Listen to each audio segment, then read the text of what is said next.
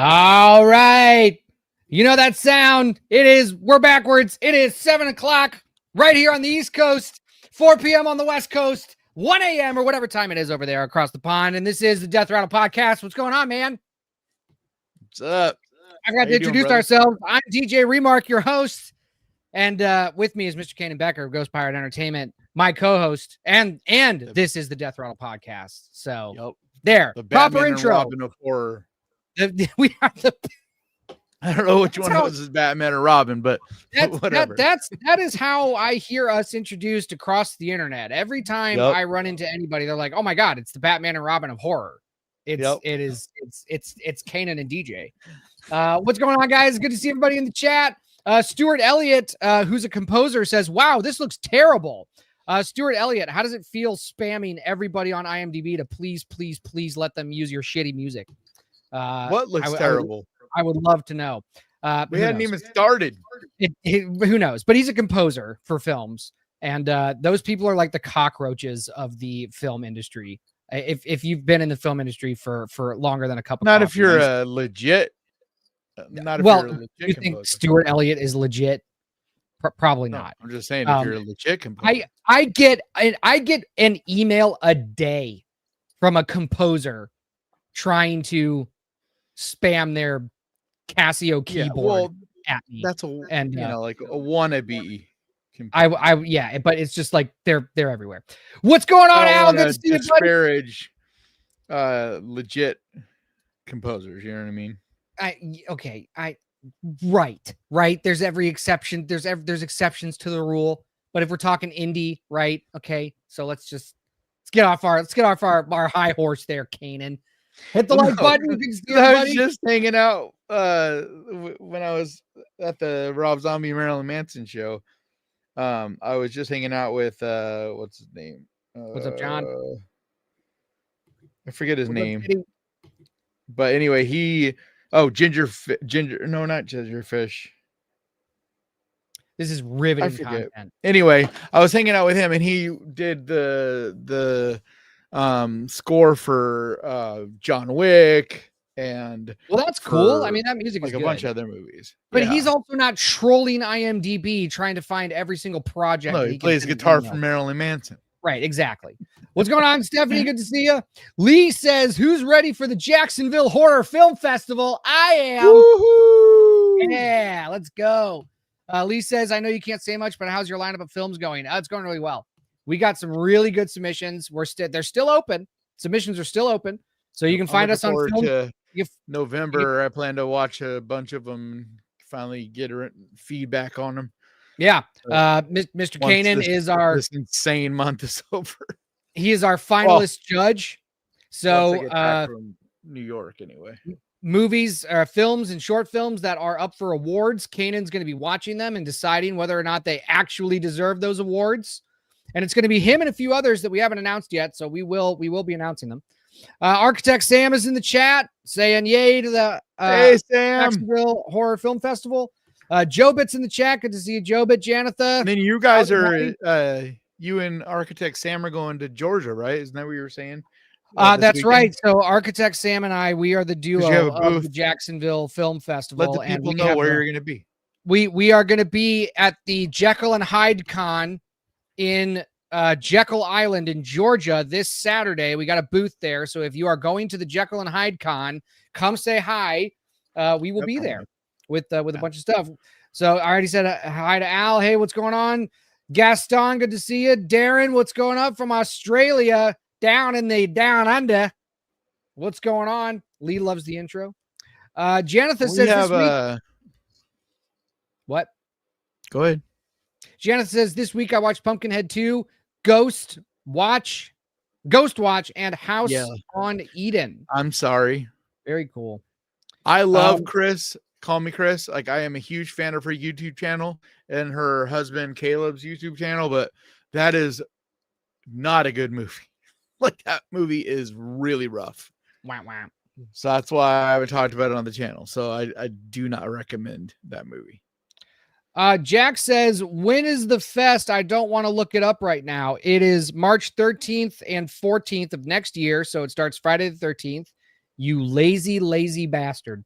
JacksHorrorFilmFest.com is the website for those of you that want to look it up. But we want to get into we got a special treat for you guys today. I don't know if you guys probably saw the thumbnail, but we have an artist, special guest, a comic book artist as a guest tonight. His name is Mr. Drew Hanson. Drew Hanson studied managerial economics at UC Davies before realizing his true calling lay UC Davis. Oh, it's Davis? I thought it was Davies. Are you kidding me, dude? It's like one of the most famous freaking colleges, man. Like, oh, I'm sorry. UC Davis, medicine, Berkeley, and like Harvard, Brown. UC Davis is, yeah, it's super famous, man. Purdue, Ohio State. And my aunt and uncle worked there as well. All right. Can I get through this? Get it right. Please? Can I get through this?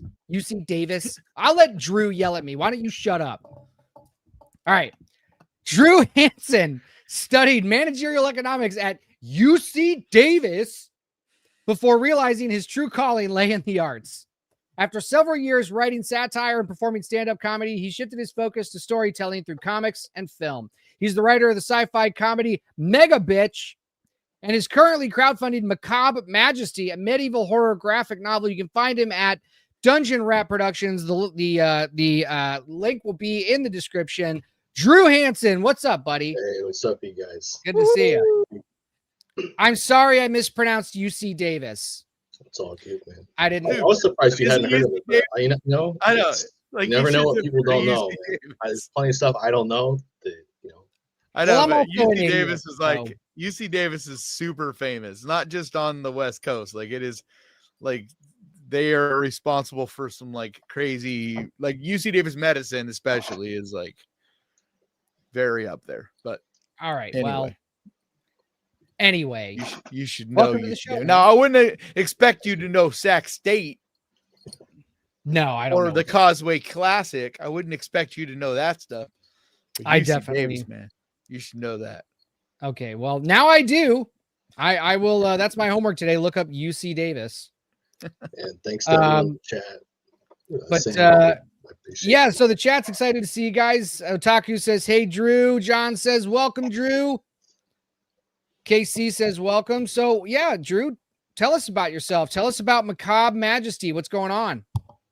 Well, yeah, like, I mean, how did you, in the first place, how did you get into, because I haven't talked to you about this, like, how did you get into doing comics in the first place? Well, so you had been to my comedy show in Davis, right? And that was 2018. Yeah. And so then I did comedy into 2019. And I was like, okay, I'm going to take a break for a little bit. And then the pandemic happened. I'm like, crap, what do I do now? And people are like, oh, you can do comedy online. And like, it is a thing, but it's not quite the same, right? As having it in person. And so I was stuck inside. Yeah, it's very different. You don't get that instant, connection with the audience. No. And so I'm like, I guess I should start working on something else. And I've been working on a feature film for many years now. We've shot some of the material, and I'll talk about that another time. But I basically was like, okay, if I'm stuck inside all this time, I want to, try and do something different. And I always loved comics growing up, and so I started writing just for fun. And Mega Bitch was the first one. It was basically like Rick and Morty meets Cowboy Bebop. A very nice. It's the same the dark humor that you saw in my stand-up getting put into that world. At the same time, I wanted to Mega Bitch kind of ended up being like a coming out as liking fat women project for me, because that was something that was very difficult for me in my youth, was feeling like, not like what I like is not representative media. So I was like, oh, I want to get a story that has like people that look like people, not just, this conventionally attractive kind of thing, like showing what I like. And so Mega Bitch, I've written close to 14 issues, and we're going to be publishing 2 and 3 in the spring. But then I was like, after a while, I had about 8 screenplays that were anywhere from pile of notes to like full screenplays. And I'm like, how do I have so many screenplays but only have one comic series? And so I set the intention to start coming up with more comic ideas, and just they started pouring in essentially.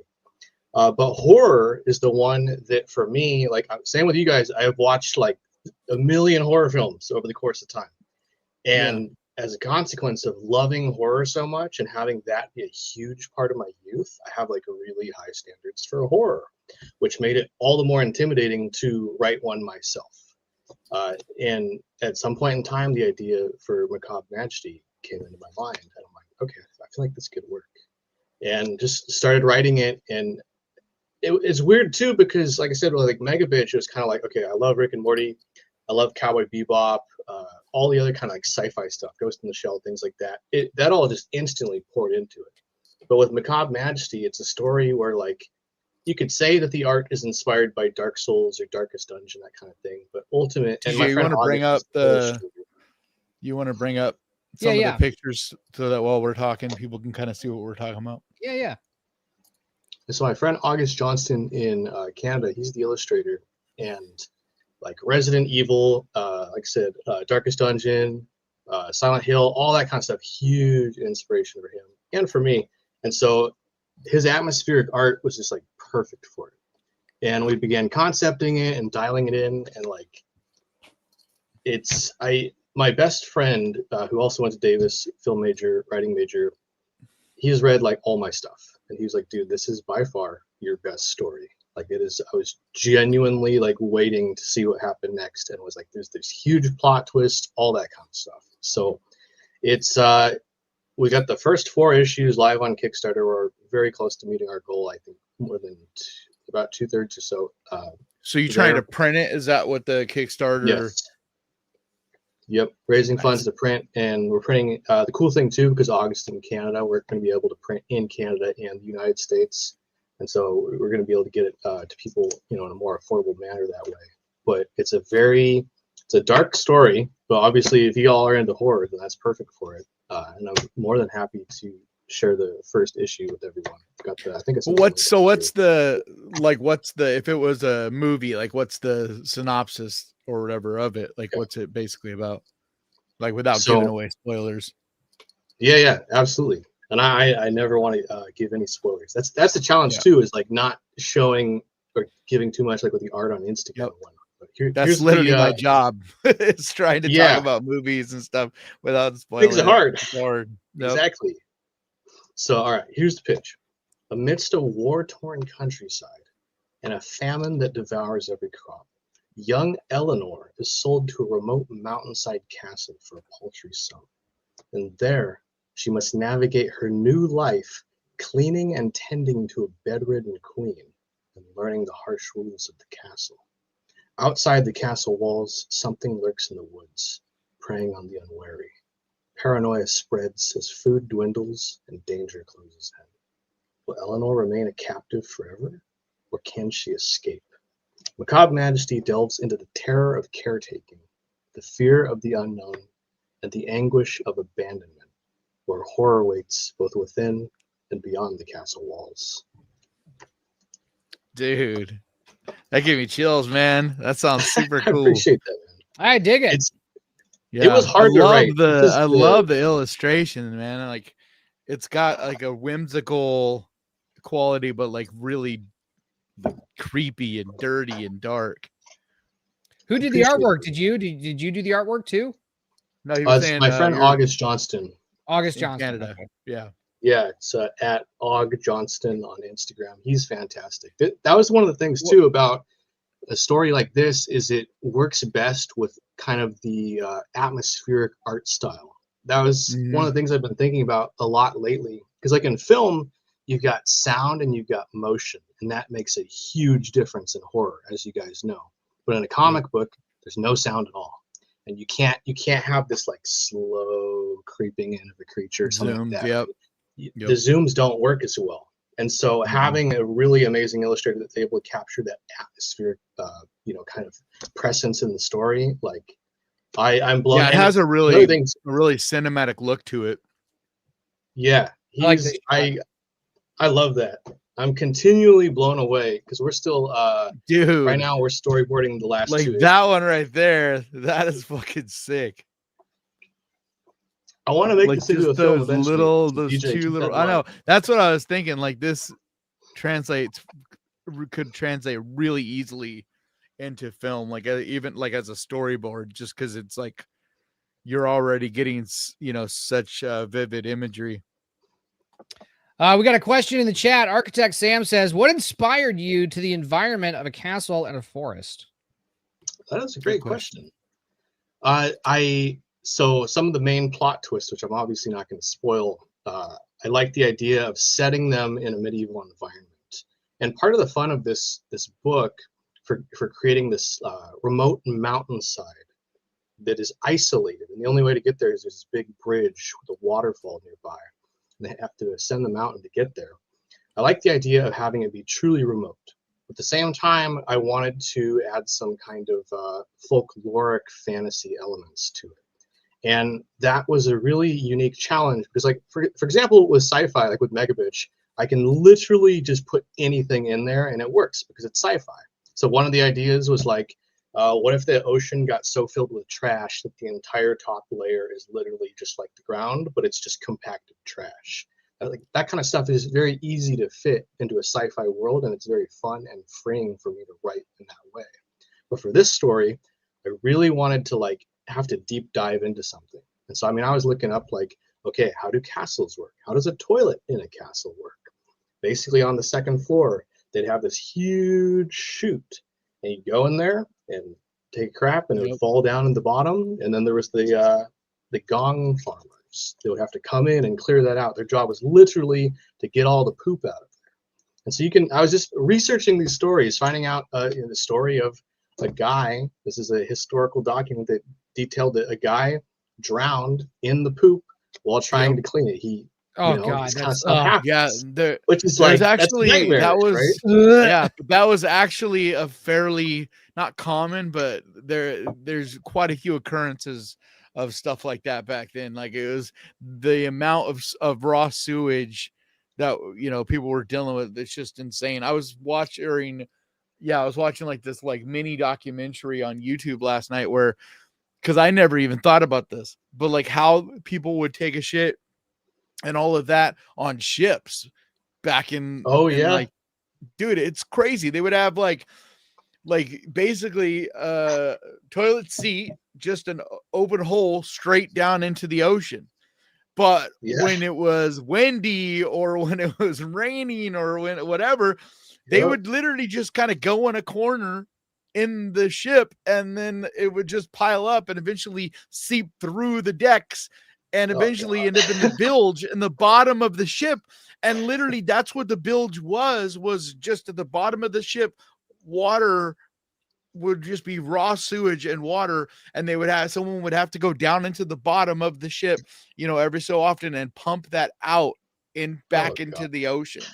Yeah, this is a great conversation. You're inspiring me to write a story. It was disgusting, but it was disgusting, but also really fascinating because it's like stuff like that you never think about and doesn't really get talked about very often. But it was a thing, Yeah, exactly. All that kind of stuff is just super fascinating to me. Like, and there's lots of things where I'll have to catch myself and I'll check. So like, if I write, we're going to go there in a minute or an hour, I was like, oh, wait a minute. Like, let me check. Did they even, count time in that way? And they didn't. Yeah. They would have like the dinner bell, the breakfast bell. And so like for me, I think you might know this from back in the day, but I have OCD. And so I am obsessive about things. And one of the things I'm obsessive about is like perfectionism, or as close to it in my art, getting there, and having it be the way I envision it.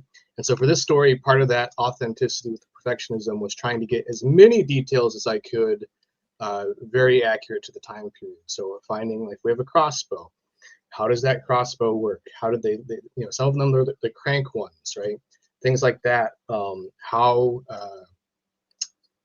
would the dynamic be inside the castle? Things like that. There's a little bit more flexibility on, right? Because if I were to only have it be historically accurate, it would, basically not be a fiction piece at that point.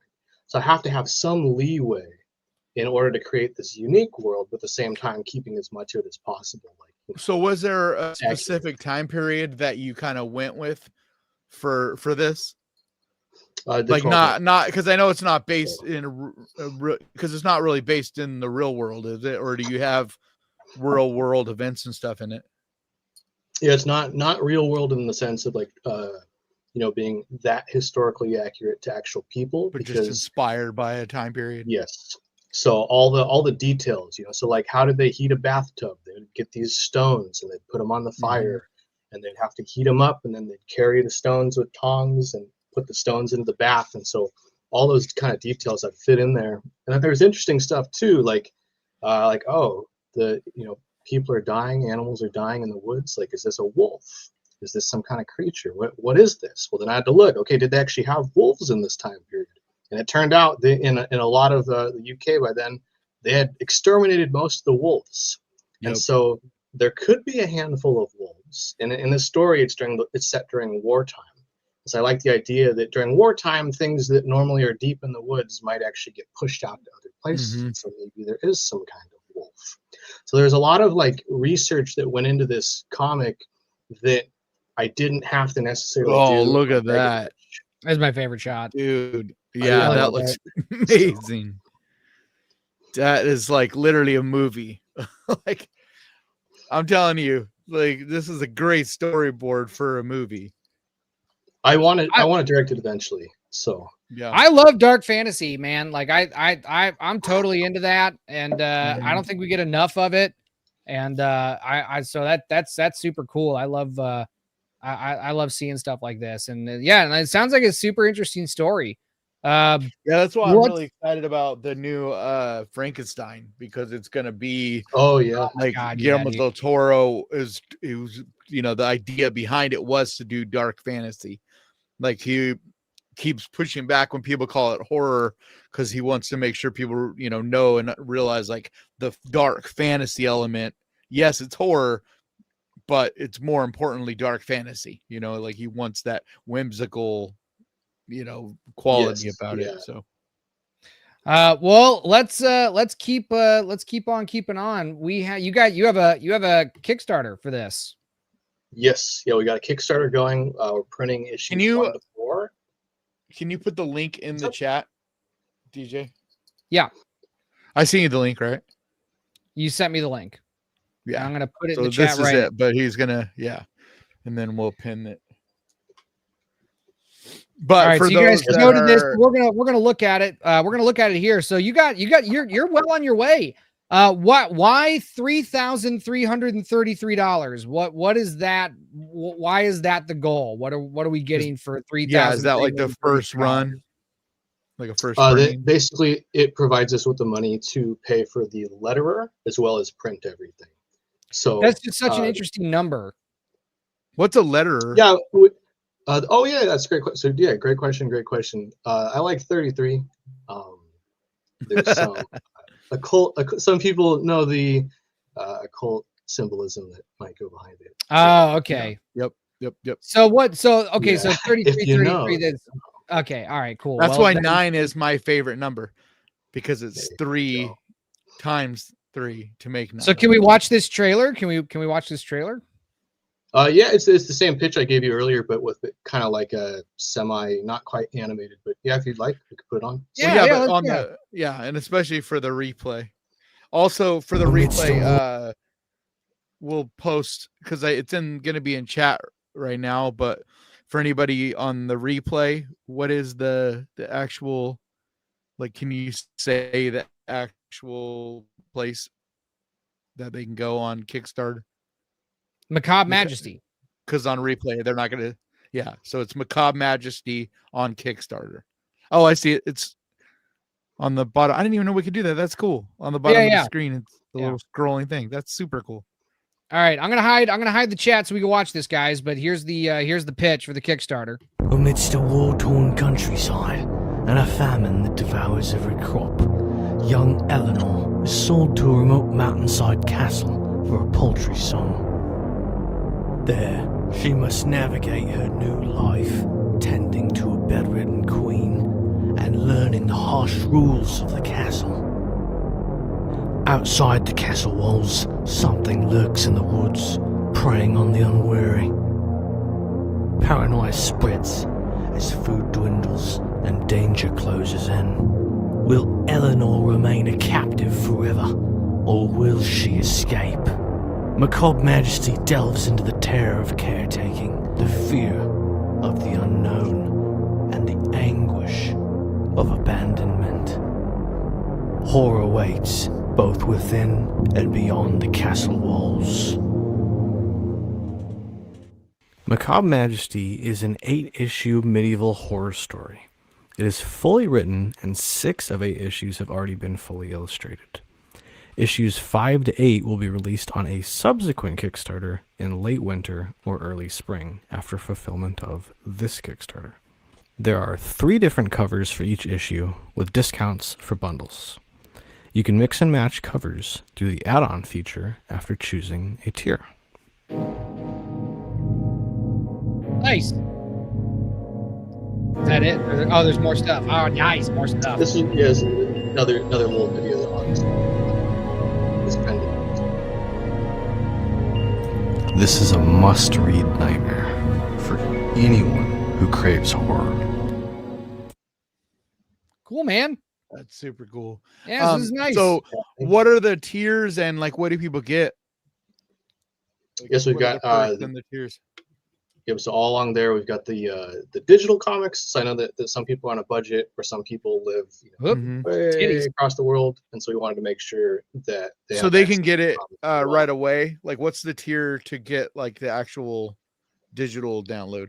Yep. So on the side we got issue 1, just for anyone who only want. In fact, for you guys who are watching this, if you hit me up on Instagram, I will happily send you a link to get issue. You get a digital. Hell yeah! You get a digital issue for $1. Come on, guys. Yep. So $1 is for people who want to support. Stay tuned. Scrolling down that, there's the mix and match for people who want to get different variant covers, and then we've got digital issues for of $2? 1 to 4. Well, that's just the entry levels. Basically on here, what I wanted to do. No, I'm just saying, like, it's super. They cost more than that. Like, anybody can get involved. The other copies are like 10, 15 each, but we got digital copies, $15 for all 4. $40 gets you all the standard issues, and then we've got the variant covers. For me, something I like to do, like when the big companies do like a limited edition, it'll be like 10,000 copies or something, right? I like to have things be like truly limited. Like we have a limited to 25. There'll be only 25 in existence of those covers, and then these right here that are on the screen, in the main variant ones there, there's 50 of each one. So that's kind of like cool. My way of making sure that the early supporters are getting something that's like actually rare. Like these are only going to be 50, and there's only going to be 25. The standard covers are more affordable, and that's again just something that we like to. For me at least, I love reading physical comics. I'm sure you guys have the same experience. Yeah. I need a physical. As a teenager, like it's a visceral feeling. But I also understand if someone lives in Australia and it would cost us $50 to send them or whatever. That's why we still have that digital option. And then at the very beginning, we had the option of for several people to be drawn into the comic and for one of them to die, and those sold out like literally within the first Oh yeah, dude. Dude, I was just like $100 be in the comic. Yeah. So those were just like instantly gone.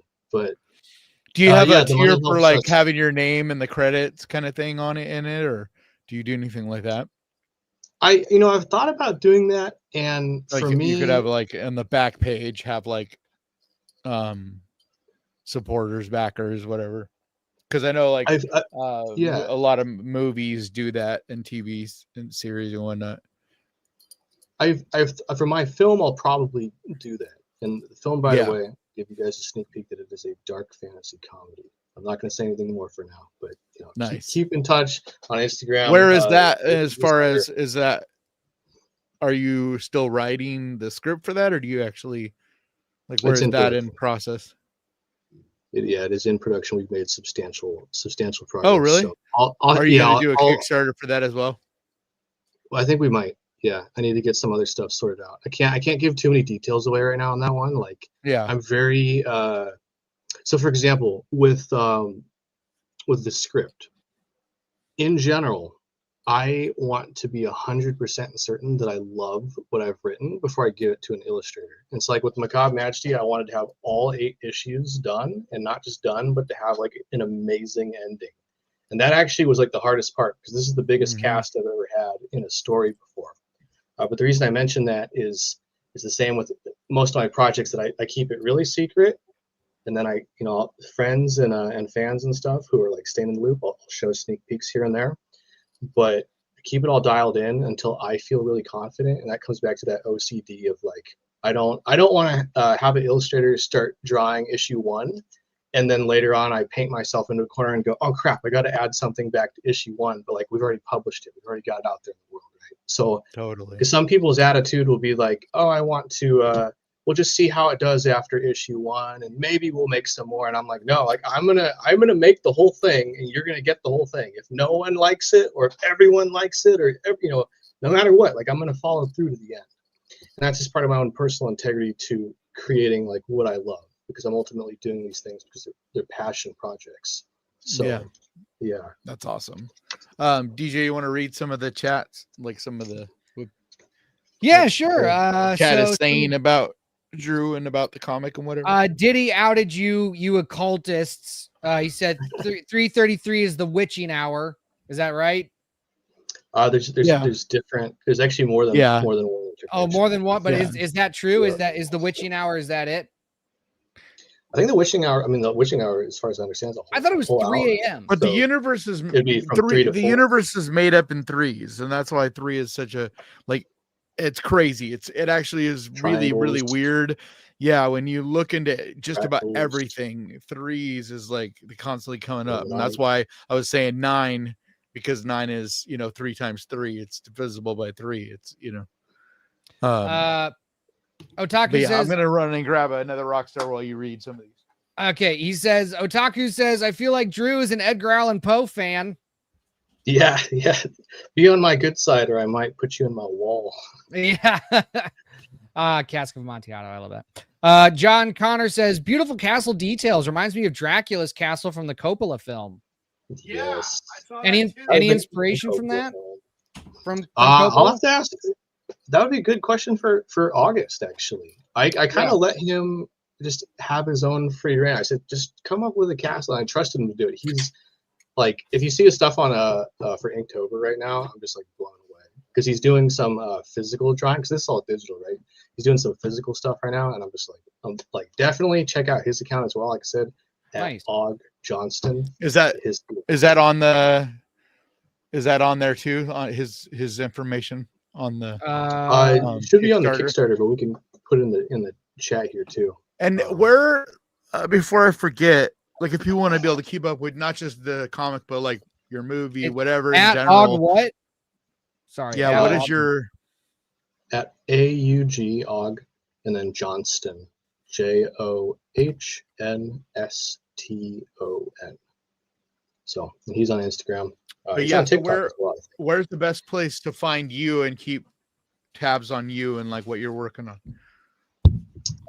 I just created a newsletter literally last night, and I set it up so I wanted to prepare for you guys here. So like I said, I set it up so that anyone who signs up for the newsletter, you'll get the sneak preview of issue 1.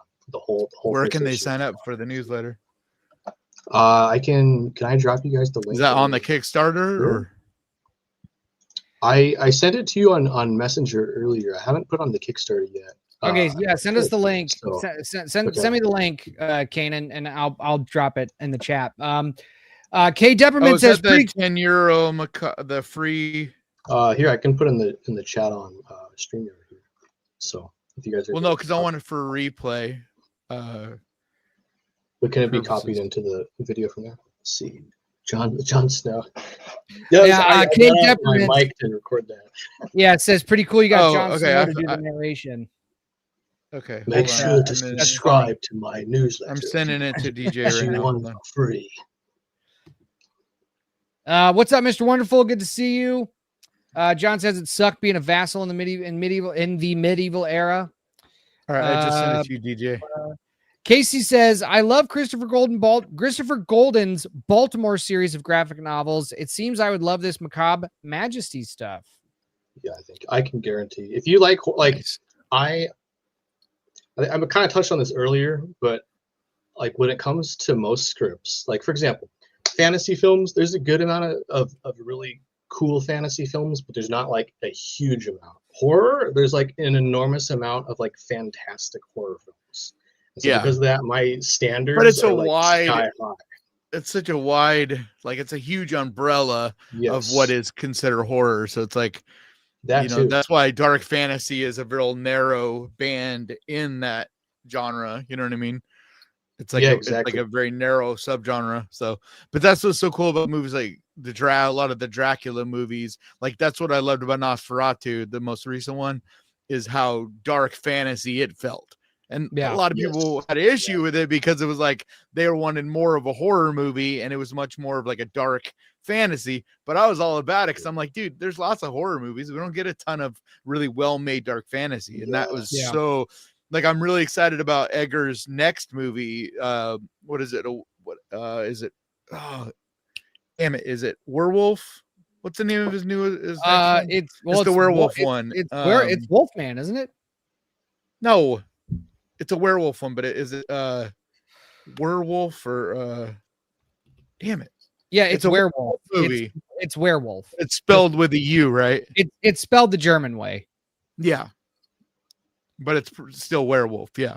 Right. Anyway, that's what I'm excited about that because like a couple of the there's been a few leaked concept art for that, and it's gonna be like another movie that's super dark fantasy, creepy. So dude, Eggers is like the man when it comes to that shit. So John says you draw horror in your main character's face very well. Thank you, John. Yeah, August Illustrator, he does an amazing job. Like the thing too is illustrating like this is a really like 8 issues is a lot, especially August is young. I think he's like 21 years old right now. Oh, wow. So he just keeps leveling up. Like the issues get like they're already amazing from the start, and it just gets better and better and better.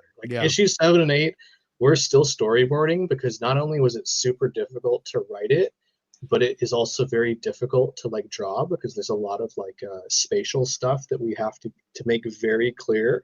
He's doing a freaking incredible job. Like it is. It's very painterly, which I really like. Yes. Like there's almost watercolor painterly quality. Yeah, it looks good. You know me and art. That's how we met, right? You and your mom, right? Came to one of my art shows or something. I don't know. My memory sucks. Yeah. This is a long time ago. It's like I'll tell you. Yeah. Got to be like 10 years ago, right? 15 years ago, man. So my mom started taking me to Second Saturday in Sacramento, and that's where I met you and Lily. Yep. I don't know if your fans out here have seen your art. I love your art, dude, and it evolved as well. Like, so yeah. Yeah, I don't share my art much these days because I'm so about the channel and what I'm doing here, and then I'm wanting to get involved in music again. Okay. So yeah, I'm trying to get my vocals going again and be able to lay down some tracks with a friend of mine, hopefully soon. Awesome. But yeah, I even bought some paint supplies so that eventually I'll do some paintings again because I haven't done any art since I think 2021 was the last time I made anything. So, but I still have lots of art in storage. Yeah. One of these days I'll get back into it. But what are you up to besides the comic and the movie and stuff? What else have you been doing? Yeah, you watch any good movies lately? Yeah. Oh, that's a good question. Yeah. Since you are on a horror show, like what are some of your favorite horror movies recent watches? Recent watches. The one that they like favorite of this year would probably be Weapons. Dude, and so I loved Barbarian as well. Like that is especially too that dude, he's making Resident Evil. I'm stoked. That's gonna be just I'm like super hopefully it'll be Resident Evil. No, that's his whole thing. Awesome. That's his whole thing is he's like he wants to make the most accurate to the game movie. Like that's his whole thing. He wouldn't even bother with it, and they gave him green light, complete carte blanche. So it's supposed to be as accurate as you possibly can make it to the game. That's good. His whole Can't wait. thing. So yeah.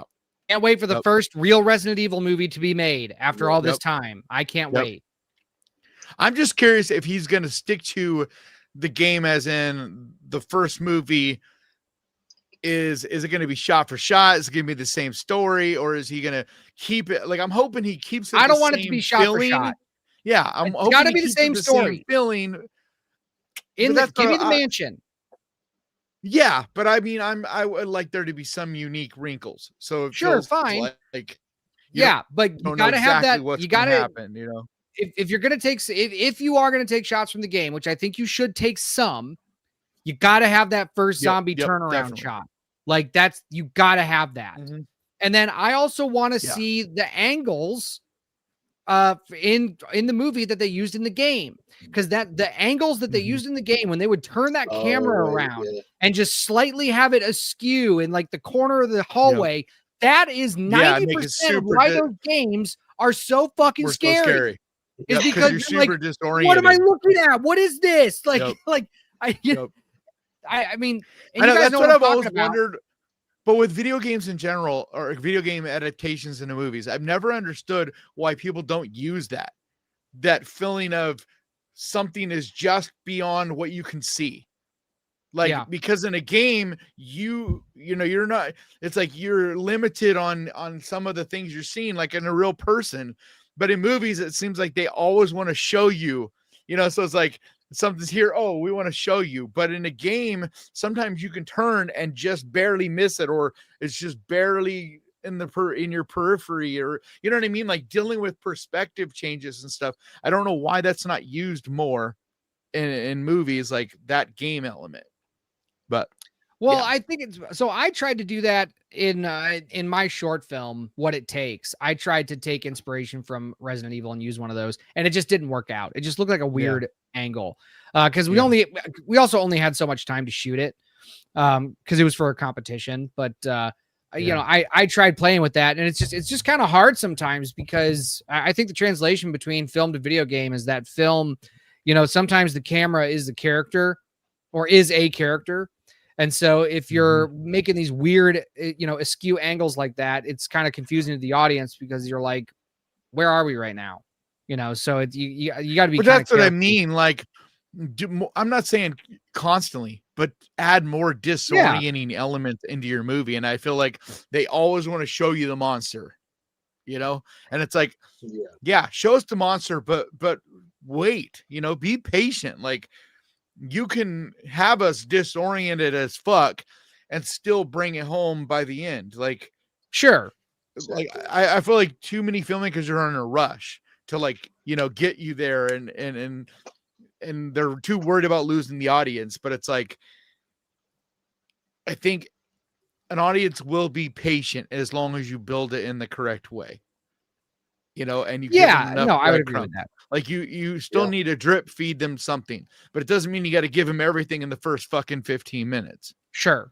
Especially if you open, like, neither of you have seen Bone Lake, have you? Boner Lake? No, not yet. Dude, fucking so much fun. It's been to Boner actually Lake. Surprisingly good movie. But the fucking cold open to that is genius, because I've been hearing it is so insane that even though for the next maybe half hour or 45 minutes, you don't get much, the fact that they gave you such a crazy opener, you're in. You know, you're like, I will be patient. I will go on this ride with you, because you gave me that in the beginning. So I know there's more to come like that at some point, or something along. Like, how are we going to get back there? And so it does take a while. And I do feel like maybe they waited a little too long to kind of, but even still, it proves like that concept of that you can be, you know, you can take your time developing characters and telling your story, as long as you give people some meat to look forward to. And a really well done cold open can do that. Or if you give just, you know, drip feed little bits of information here and there, there's like different ways of doing it, but you don't have to like give us the whole meal in the first fucking 20 minutes, you know? Right. But anyway, Weapons is great, man. Really, Weapons. I don't know if it's my number one, but it's in my top 5 for sure. Like, I gotta sit down and really think about what my top 5 are. So that's why I don't. I mean, Weapons is definitely the top 5, but I think Bring Her Back is still my number 1 of the year. Yeah. That was really good too. That's the other one that's like right there with me. Yeah. Like that one. Sinners is up there, my top 5. I think Sinners is going to make my top. You haven't 5. seen Black Phone yet. Neither of you guys have seen Black Phone. Yeah, but I haven't seen Black Phone yet. yet. I haven't seen Black. Dude, I've been so busy with Long Black Walk. Phone 2. Black Phone. Yeah, Long Walk is in my top 10, I think. But Black Phone 2, I think, might be my number 1. It's definitely up there, but I need to like rewatch it because it's been like a month since I saw it, which is fucking crazy, dude. It's already been like a month since I was at Fantastic Fest. I can't believe it. Yeah, like the last fucking 3-4 weeks. I feel like I blink and it's Wednesday again. Mm-hmm. You know what I mean? That's why I'm terrified, because like in just a couple weeks I gotta fly to fucking New York. I've never been to New York. Oh yeah, like, you're gonna hate it. All this going on. Well, you might like it. I don't know. Well, yeah. If dude, you're there for a short time, I don't give a fuck. I think there's a good chance I'm meeting Kevin Smith, dude. So I'm like, oh, okay. Well, that'd be good. That should be good. Tell him to stop smoking weed. Because we're going to whatever, dude. That's his like religion, man. I know, and he fucking sucks now, and it's what pissed me off. As soon as Kevin Smith started smoking weed with Seth Rogen. Yeah. His writing went down the drain. He has done nothing good since Red State, and it's because he started smoking weed. I'm fucking convinced. You can't convince me otherwise. I'm not going to say anything bad about the man because like he's one of the pioneers of being able to like independently like no one has done an independent career like prior to what Kevin Smith did. Like, yeah, you know what I mean? Like, just literally make your own fucking movies, like literally make it. And he keeps doing it. So it's like, you can love or hate what he's done script wise, movie wise, his last few, whatever.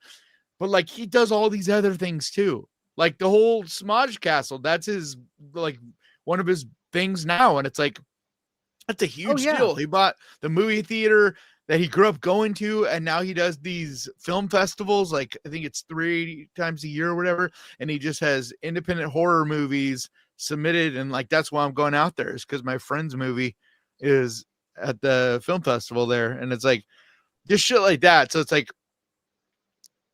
I don't know, man. Like sometimes you might, like as an artist or as a creative person, when your attention is drawn elsewhere, that one thing may not be your thing anymore or at the same standard or whatever, you know. But he also is experimenting, like totally experimenting too. So it's like some of that might also be why some of this stuff doesn't work for you or whatever anymore. You know what I mean? Everything he's done has worked for me. And then dude, after Red State, I loved fucking the Walrus. What the fuck? Why am I forgetting? Oh God, I love Tusk. Yeah, Tusk is fucking rad, dude. You're tripping. I love that movie so much. Tusk is so good.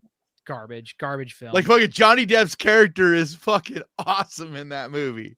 That's like the only entertaining part. No way, dude. That whole movie is awesome. I love that movie. Disagree. But that's also what I'm talking about too. It's like me and Drew love that. So it's like you just may not like what he's doing, but doesn't mean it's bad. It's just not working for you anymore. It's bad. No, it's just not working for you anymore. I can make the arguments. I can present you can't, why they're bad movies. State things as a fact when it is a point of preference. Like it's not a fact. It's not a fact that it's bad. I can now absolutely say it. Clerks 2, that fantastic. Might be what? Objectively good Clerks film. 3. The Clerks most 3, recent objectively Clerks. bad film. Clerks 3 is terrible. So that one, I think most everybody can agree is not very good. So I can say facts when you agree with them, but I can't say facts when you disagree with them. That's what we're. Well, it's still not really a fact, but it's just more of like most people can agree. So that is a little closer to a thing. But with Tusk, there's a lot of people that love Tusk. It's not just the amount of people that agree on something does not. The amount of people that agree on something does not mean that something is quality or not. No, it means that it's a matter of opinion or a matter of taste. You know what I mean? Like, it just doesn't work for you. Taste But it works for a lot of other into people. it, but there's also When the qualities majority of film. people can agree on something, that you could say a little more like close. It's still not a fact, but a little closer to being like, you know, this is the wide variety of people. Most everybody agrees that Clerks 3 is not good, right? But you can't say that with Tusk, because a ton of people, you know, it's like at least equal. You know, the Yes, you opinion. can. Those films that, like, as a director, it's just fun to make it. Like, that to me would be half of it. Like, I just would want to make it, whether no one, you know, sees it or not, whatever. Yeah. Like, it would be fun to make all the prosthetics and everything. Yeah, Well, I I mean, think you that's can have the fun Kevin making Smith movies. thing. You can have He's fun just doing that. he just makes a lot of weird shit. It doesn't always work, but like, You can have fun I doing am- that. Just, I mean, but that doesn't prohibit you from writing a good script. That doesn't prohibit you from telling a good story. You can have all the fun you want. I just, But then think why that just it's like why anything, just, man? Why Like, just it just, put out a script just to do a walrus But we movie? Why have- not actually make there's it? so many people like that, where you'll make some things that are hits, you know what I mean, and then you'll have a spell where it's just not great for a while, and I all just of a think the sudden come quality out of his nowhere writing with went great down. shit again. I just think the quality of his writing went down after he started smoking weed. Like, I think But there he is a hasn't measurable. done very much. He hasn't done very much since Red State. You see either, Yoga man. Hosers? Like, and I understand that's a movie that's not for me, blah, blah. Like, I get that, Yeah. fine. But I It's mean, for- like, it's but for I'm a just very saying, since particular Red State, audience. he's done like what, 4 But, movies? like, he did. So it's not like he's no. doing a lot of things. He's doing other projects, is what I was saying. Yeah, but I know. So I don't understand, think bro, it's but, like, weed. I think it's more to do with I he's think- just doing a lot of other shit. I think it's. I think it's the weed. It pisses me off. But also, the majority of movies that you like of his were more comedy, besides Red State, right? That's all he did. And That's I'm what no, I but I mean. also like So Chasing maybe Amy. that's it. Chasing too. Amy. Chasing Amy. That's is comedy, something- dude. Shut up. That's Chasing Amy comedy. is something. What I'm trying to say is Chasing Amy is something that not a lot of people liked, and I really enjoy it. I think it's a very good. I What? think it's a very good film. Dude, that's considered one of the best. Like, that is, like, most people, like the vast majority of people now. When it came out, yes. About to eat us. Drew, get in on this, man. It's turned into a vor video. No, this is what we do. This is literally what we do every week. Yeah, no, it's fun. But I'm having a fun time. it's I just fun look at that the we're comments. separated from Your someone in the fans are middle. explaining to me. What? I like that. I haven't even looked at the comments. What are the comments saying? Are they talking about Tusk? What do we say? All right, let's go to the comments. Yeah. Darren says, "Bring her back and talk to me. We're filmed 20 minutes away from where I live in Adelaide, South Australia." Yep. That's cool. I'm really curious to see what they do next, because I know they got this documentary, but then they say, I know they're making a sequel to Talk to Me, so that's happening, but they're supposed to be working on some other original. I'm really curious to see what that's going to be. I Diddy love said their Tusk is films. crazy good. Their YouTube channel is very different from their films. That was surprising to me. Mhm. So the YouTube channel did not resonate. Then I saw the films and I'm like, these are incredible. That's why most people were like not expecting much from them, because their stuff is more like wild, like comedic, just crazy shit. It's not really scary, like horror, like realistic at all. So yeah, the one that I'm really excited about, though, and I didn't get to see it, unfortunately, is Obsession. But everybody that has seen this movie it keeps saying, like, this is the movie that is going to just be like an atomic bomb on the horror community. Obsession. What, Did it Obsession? just come out, or Yeah. what? And I mean, this is like people that are hard to please, like Cody Leach saying it's the movie of the year, fucking Spooky Astronaut saying it's like the movie of the year, like a ton of people. And I'm just like, fuck. And I was like this close to seeing it because it was playing at Fantastic Fest, but like I couldn't get in. But they're starting to do limited. It got picked up though, so it is going to come out probably next year. Probably it is going to come out next year. John Connor says the crazy part about Tusk is the true inspiration that Kevin Smith created the story. He saw an ad for free room and board as long as you dress and act like a walrus for the landlord. Mm-hmm. Is that true? We need confirmation. Is Yeah. that true? Oh, well, it's what he said. It's what he said. That doesn't mean like, yeah, could be I a didn't story, know but that's it. I remember hearing him in an interview say that. Saya Roughly that. says, "Ha ha ha, Drew. This is a common argument between DJ and Kanan, and you just happen to be here for it." Nope. You're just in the middle, like literally in the middle. Stephanie loves yoga hosers. God, Stephanie, why? A lot of people love yoga hosers. Al says, "I like Drew. He understands." I like you too. Otaku says, "No one thinks Tusk is a good movie." That's right. That's not Otaku. true. It actually has a pretty big cult following. Tenderloin Stew says, "I love it when mommy and daddy fight." All right, so that's about it. That's it for the comments. But yeah. Well, so what else this year have you seen? Doesn't have to be from this year, but like what are some other ones that have stood out to you? Of stuff that comes to mind, I mean, like of ones that came out during the year, I thought that Together was good, but I would have made some changes to it. Ooh, what changes? I love Together. Yeah, same. Okay. A lot of people have issues with like the first half and second half because it's like a lot of people I've heard say it's almost like two different movies because it's like that first half is scary and more serious, and then the second half gets more comedic and stuff. I don't know. Comedic? What are you? Yeah. What would you? Yeah. So it's I want to try to say it without any spoiler stuff. So maybe here, how about this? I'll put my hand down. So you can cover your ears while my hand is up for those watching. The part where they go down into the cave. Yeah. And there's the sort of like, you call it creature reveal. Mm-hmm. That happens. They show the creature too much before the reveal. Oh, you're talking about it the later on when they go down there? You're Later talking about on, the timing. Yeah. Okay. All The right. timing on that, it's like you guys talked about earlier. I think Kanan, you were saying it was the same thing when I was writing Macabre Majesty. That having a reveal for a creature, you want to put it off as long as you can. Mm-hmm. You want to imply. That's one of the biggest problems with like horror comics is that a lot of them end up coming across as cool, not scary. Because once you show the creature, you only get to show the creature once. It's like that's it. It's like my the first same time problem you with porn. see someone naked.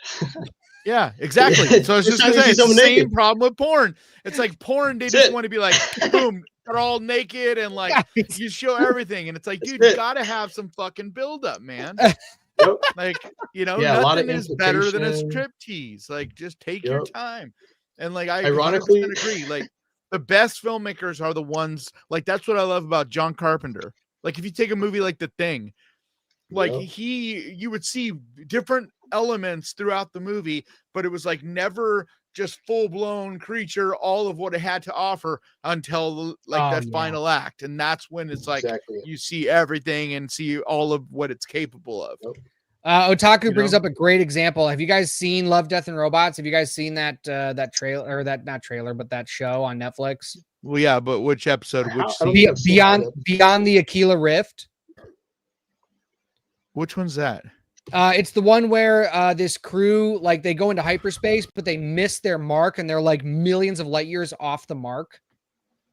I don't think I've seen that one. Is that season 2? It's so good. It's based on a short story, which is just as good. They all are. I thought some of them were originals. They're not all based on. I see what you mean. They're all short films. I was saying they're all yeah. It's an anthology show, so they're all shorts. But Beyond the Aquila Rift is based off of a short story that's awesome. But yeah, I remember hearing people talk about this one. I think it's one that I haven't seen yet. Oh, it's so good, dude! Like it's got to be season 2 because I swear I've seen every episode of season 1. It's season 1. It's like the third episode in season 1. Then I must have seen it. I don't know why I'm not remembering this though.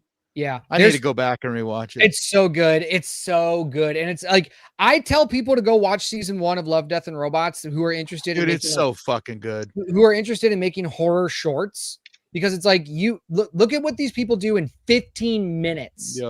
Yep. Like, this is what you can do. It's like the Alter channel on YouTube. Same thing. I tell people all the time, like, dude, my favorite. Dude, I met Don Coscarelli. Al was talking about it, so that's my awesome. I saw you posted that, dude. Yep, I fucking love met that Fantastic. dude. He was so That's cool. amazing. And it was so funny because he was like actually talking shit about some guys in the industry, dude. It was pretty funny. I don't want to say who because it was like a private conversation, but like I was like, why haven't you made any movies? And he was like literally throwing some people under the bus. I was like, damn, okay. He was All right, cool, well, this though. It book was is really great. cool. I think that's Oh, he has going to a do it book? for us. Like Yeah. He has a what's his book. book about? Like a biography or what? Like his whole career. Yeah, it's great. Like all the Dude. making of all this film is. I highly recommend it. Like, yeah, it Dude. was awesome. Especially if you're Yeah, check into it out. making films. I know DJ, you are. Like for me, it was like, okay, Oh, yeah. I gotta learn from this. No, I'll pick it up. The best filmmaking book is the Toxic Avenger one. Everything I learned from filmmaking, like from the Toxic Avenger. Dude, have you seen the new Toxic Avenger? I did. So fucking good, dude. I loved it. Did you not like not it? for me. No, it was Really? For I haven't me. seen it yet. Wait, I haven't seen it yet. No spoilers. I haven't seen it yet. Okay. Everything. So it like everything about like the original. You've seen the original Toxic Avenger, right? Hopefully, most of the fan base has. It goes where no one else is willing to go. You know, And this one doesn't? I think this one doesn't new even one get does to a promoted. certain extent. So That's too bad. It just, the thing I think is, it does, but in Macon different Blair's- ways. There's His definitely first some film I stuff love. that is pushing the boundaries and like definitely offending people in this one. It just doesn't do the same things because it's literally not the same movie. It's like a totally like it's not a remake. Like people think it's a remake. It's not. It's not at all. It's literally a brand new character, all new everything. It's just this character turns into a form of a Toxic Avenger, but like that's it. Like it's not. But yes, it is not. Like, and I've heard that criticism from a number of people because it isn't what's his Kaufman, what's the name of the company? Kaufman. Trauma. Yeah, but what's this company? Yeah, Trauma. Trauma. It is a Trauma movie, but it's not. And so I get that like a lot of people were, but it's not. It's like it's produced by Trauma, but it is not technically a Trauma movie. And so like it's not as trashy, it's not as like low budget feeling, you know, it's more, I don't know, DJ, I think you'll actually like it, dude. I gotta watch it. I mean, I gotta watch it. I can't. Yeah. All right. So much passion on screen, man. Like everybody involved in making it, like, dude, they were like it or not, it is one of the most like genuinely made movies we've had in a long time where everybody involved, like there's so many celebrities in it that basically were like, we'll do it for free. Like, you know, you maybe get us on the back end, but like, don't worry about like, it's crazy. Like even the story of how it, you know, we talked about last week, how it's raising all this money to pay off people's medical bills and shit. Like, it's just, it's a really cool thing that you just don't see movies do. Like there's all these stories about people that worked on the movie, and the reason that they got the job in the first place was basically because they were in a bad situation, and it was like, you know, we'll hire you, we'll give you a job to get you out of this bad situation kind of deal. Like a lot of stuff like that behind the scenes with it too. So yeah, but all right. I don't know, I think you'll like it, DJ. But yeah, I mean, I could definitely, if you compare it to the original, I can see having some issues with it. I will go in with my mind open. And we'll see what happens. But that's gonna do it. I think it's more fun and less mean. I think that's part of the thing too. All right. Like it's not nearly as mean. Yeah. Let's do it for us. Great having you, Drew. Thank you, sir. Thank you, guys. Tell everybody where they can find you again. I know we have the scrolly thing, but tell everybody where they can. Are you on Instagram or Twitter or any socials? At Dungeon Rat Productions. Hit me up on there, and I can get you a copy of the first issue of Macabre Majesty today. Yeah. So yeah, and go support his Kickstarter. He's almost there. $3,333, and we'll get it up there. So thanks, guys. Thanks you, Drew. Appreciate you. And so that's gonna do it. Next Wednesday. All right, let me start over. Next Wednesday, 7 p.m. Eastern, 4 p.m. on the West Coast, 1 a.m. or whatever time it is over there on across the pond. This is the Death Rattle Podcast. We will see y'all next week. Bye-bye.